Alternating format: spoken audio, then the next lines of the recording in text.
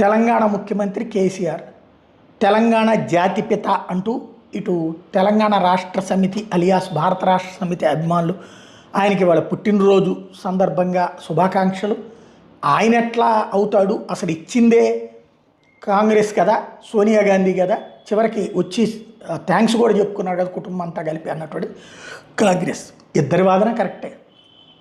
కాంగ్రెస్ ఏమనుకుంది, తెలంగాణ మాతగా తెలంగాణ తల్లిగా సోనియాని చూడాలనుకుని 2004లో ఇస్తామని ప్రకటించినటువంటి తెలంగాణ ఇవ్వాల. తర్వాత ప్యాకేజీ కూడా రెడీ అయిపోయింది, బుందేల్ఖండ్ తరహా ప్యాకేజీ కూడా రెడీ అయిపోయింది. అలాంటి సందర్భంలో